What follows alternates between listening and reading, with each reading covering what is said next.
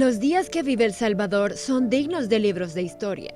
Y es que el pasado domingo 31 de mayo, el país amaneció golpeado por poderosas lluvias que se llevaron consigo automóviles, viviendas, puentes y hasta familias. Esto vino a sumarse a la pandemia por COVID-19 que atraviesa el país desde hace 3 meses. No es fácil para ningún país ni para ningún gobierno. Cuidado con el cable ahí. Tener 2 alertas rojas al mismo tiempo. Sufrir 2 embates al mismo tiempo. Ya de por sí nuestro país estaba extenuado, cargado, golpeado por una pandemia que aún sigue y que no debemos de olvidar de que aún estamos bajo esa amenaza. La tormenta tropical Amanda causó destrucción y muerte, mientras que la pandemia del COVID-19 mantiene el 4º lugar de contagios a nivel regional y un bajo índice de mortalidad. Estamos batallando sanitariamente contra 2 situaciones y 2 emergencias que pueden potenciar una a la otra y que pueden generar complicaciones bastante grandes en el contexto de la salud del país y de la población salvadoreña. Los síntomas habituales del COVID-19 son fiebre, tos seca, cansancio, malestar general, pérdida de olfato y del sabor. Es decir, fácilmente podría confundirse con un resfriado común, siendo este la causa número 1 de consultas en el sistema de salud público salvadoreño, con más de 800,000 en solo un año. Entonces, ¿cómo diferenciar a un paciente de COVID-19 de otro con resfriado común?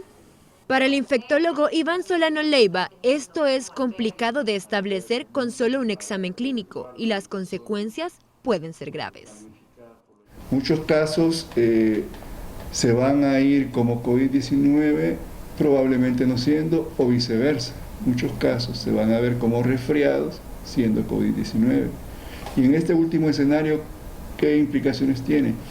Que esa persona le pueden decir, mire, es un resfriado común, no se preocupe, váyase a su casa, y no va a guardar el aislamiento domiciliar en casa y van a haber otras personas que más se van a infectar.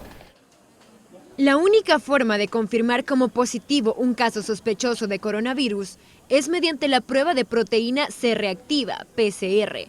Partiendo de ahí se determina si es un caso estable, moderado, grave, crítico o asintomático. El ministro de Salud, Francisco Alaví, dice que los pacientes pasan por un proceso de tamizaje para filtrar sus cuadros clínicos y saber si tienen otros padecimientos como diabetes, hipertensión o insuficiencia renal, que pueden complicar la gripe o el COVID-19, por lo que todos serán tratados como casos positivos.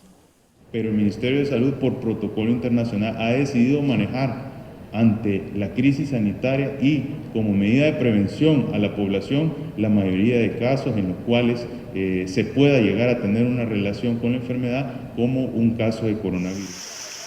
Después de los estragos que dejó la tormenta Amanda, el gobierno utiliza 269 albergues, donde es difícil mantener medidas sanitarias y distanciamiento social. Y aunque ahora no se ha detectado en los albergues ningún caso de COVID-19, son una potencial fuente de contagio.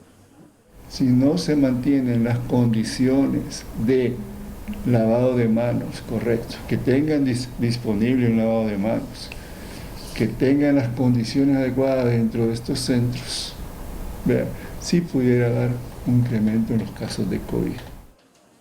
Las autoridades aseguran que tanto en albergues como en centros de cuarentena se están siguiendo los protocolos necesarios y rigurosos ante las emergencias por lluvias y coronavirus. Pero el infectólogo Iván Solano tiene dudas. Tengo mis dudas que si no han sido capaces las autoridades de salud y el Ejecutivo de mantener centros de cuarentena adecuados, manteniéndose todas las recomendaciones que hemos hablado, ya tratar de implementar un centro de resguardo de personas que damnificadas por las lluvias, pues, en base a la experiencia anterior, yo creo que va a ser difícil que mantengan un centro de estos para damnificados con las condiciones adecuadas. Por lo tanto, yo veo que va a haber un incremento de casos. A El Salvador solo le queda la esperanza que cesen las lluvias y que las personas cumplan su parte para que se aplane la curva del coronavirus. En Foco, Tania Argueta, TCS Noticias.